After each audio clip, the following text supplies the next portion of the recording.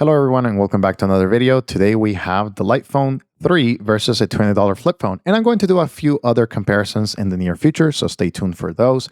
But many of you ask, hey, why don't you just get a $20 flip phone instead of a Phone 3, which is way more expensive? Well, let's find out which one is better for your purposes and for your usage.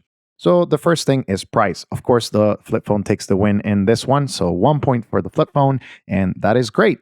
But one thing that you do need to consider is whether this phone is internationally available, and also is it going to be compatible with my network. Sometimes you may find that it's compatible with one network, but it's not compatible with other networks, especially when you're traveling internationally. Whereas the Phone 3 is available for international, and you're going to have a wide array of carriers compatible just because it is a more expensive device and it does have those certifications and also the connectivity that is needed. But of course, the flip phone takes the win because you can buy one here, and when you're traveling, you can also buy another phone, a flip phone, or you just bring a different device. But in this case, the flip phone does take the win for the price category. And of course, if you value international and the convenience to have just one device, that it is minimal, then the Phone 3 or other competitors may be better suited. Now let's get to the messaging experience. The messaging experience, of course, is via T9 on the flip phone, but it is quite serviceable. I personally like it. I don't mind it. And you can do whatever it is, type whichever word that you want, and there's not going to be any issues. It's just going to be a little bit slower, and it's going to take a little bit more time in order to get through the flip phone than it will be on a touchscreen. But for a $20 device, I personally like it. However, I'm going to give the win to the Phone 3 in this category just because it is easier for most people transitioning. And not only that, it does also have extra capabilities like a few emojis, and it does have voice to text, which, it does make things a lot easier to just type via voice than it is with the keyboard. But, you can still type with the keyboard. It is faster. You can attach images or videos and send them easier, and kind of go back and forth between different threads on your communication. So when it comes to communication overall, they're both serviceable.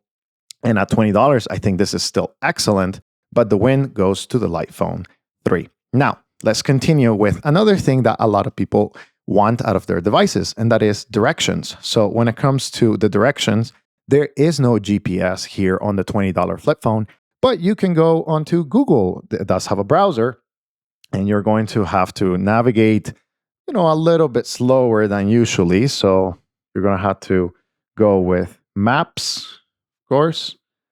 And then after you do that, you are navigating and going, okay, this is what I want to do. Perfect. You're going to search it. And as you see right there, I'm navigating to get to Maps, searching it first. This device does have GPS, so it will be able to locate you. But as you see, the experience is a little bit not desirable. And while you can get the information that you need, you may be better served going into, okay, let's just go into a different device, paying for a little bit more of a premium experience. So I'm going to showcase to you what the Phone 3 looks like. So here it is. I was on the bus, and as you see, it's coming with me. I'm able to search whatever the location that I need to go to. And if you make a mistake, it will reroute automatically. It's not crammed like on the flip phone. The flip phone experience is a little bit more crammed. As you see, you're navigating with a virtual mouse, all of these different locations, but it's just better to do on the phone. So if you're looking for directions that are reliable and they feel more of a GPS quality, a full GPS quality, then the phone does take the win here. The next category is calendar. So they both have a calendar. However, only one of them can sync with the extra availability for, different apps like Apple, Google Calendar, and CalDAV, and that is the phone. So you're able to sync all of your appointments. With this one, the flip phone experience is not horrible. You can still add events, but there is no cross-syncing with a different device or a different online platform.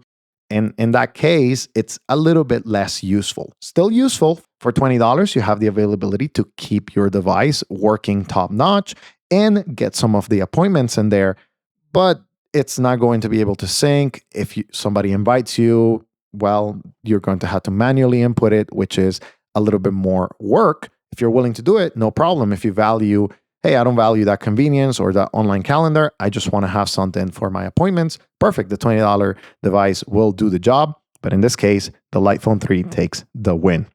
Now, camera, of course, we are going to compare right now. These are similar conditions. All of the lighting is the same. And of course, in this case, a $20 device is not going to compete with a camera of a $599 device, which is kind of similar to the Light Phone in its first iteration of the camera is not going to compete against an iPhone camera quality. And here are kind of like those comparisons. So I put all of them kind of like in the same category in the same process so that you can see, okay, this is what you can expect from the Light Phone. This is what you can expect from a smartphone. This is what you can expect from a $20 device.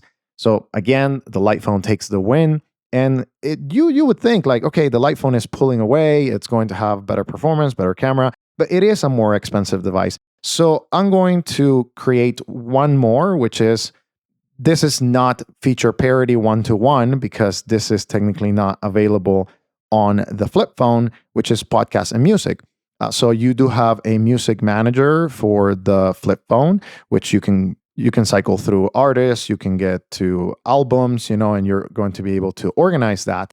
But everything has to be done manually. Whereas on the Light Phone, you have the ability to stream podcasts and you're able to subscribe to whatever, podcast that you want. And you also have the ability to do music, which you can do one playlist, no organization as of right now. It is coming on the most recent update. Now, what is valuable to you? You are able to kind of organize your music better for now on the flip phone, but everything has to be done manually. Or do you want some streaming capabilities on podcasting plus some music organization coming in the future? I think in this case, I'm going to give the win to the flip phone because it's already manageable. And for $20, you can have a lot of organization. And it does have expandable storage at 128 gigs. So I personally think that's a win.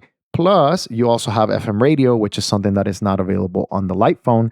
And I personally think that that also gives you a wider selection of stations and things that you can listen to. But if you value podcasts more than you value music, then of course the Light Phone 3 will win because it has a dedicated podcast tool that you are able to kind of go through and get through everything and listen to whatever it is that you want. The final category where the flip phone does win versus the Light Phone is browser. So the flip phone does have a browser, which you can use for very limited things. You're not going to be watching videos on this device. You're probably just going to be looking for information. And in this case, there are some services out there like text it, search it. And there's another one that has been coming up that allows you to text with kind of like a Google Assistant via text. It gives you directions or information. But the flip phone does have it here on the device without having to do many things. Now, of course, this is, I think, a lopsided comparison. And I think that what you need to be asking is not what is cheapest or what can achieve my purposes, but what is the lifestyle that I want. If you want a flip phone, it is durable, easily replaceable. You do have access to the battery. You can move it around and you can get it in different configurations and different carriers. Or do you want a device that, yes, it is a little bit more expensive, but it is done with care and intentionality, and there are extra tools that may be helpful to you. Like, for example, Note does sync, Album is for the camera, but it just depends on what you value the most. Do you value certain materials or compatibility overseas, or do you value, a more inexpensive experience that is going to be allowing you to just get in, get back with your life. If you drop it, there's no issues. So it's kind of a conversation that you need to have internally. But for my purposes, personally, I prefer the Light Phone 3. But I do not fault anyone that just wants to go get a flip phone for the purposes of digital minimalism. So the Light Phone 3 does win this round. And of course, both of them don't have access to WhatsApp or email or some of those extra capabilities.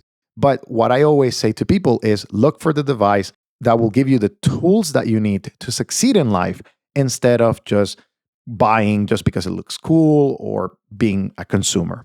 I hope this video was helpful, and we'll see you in the next comparison, probably with a Cat S22.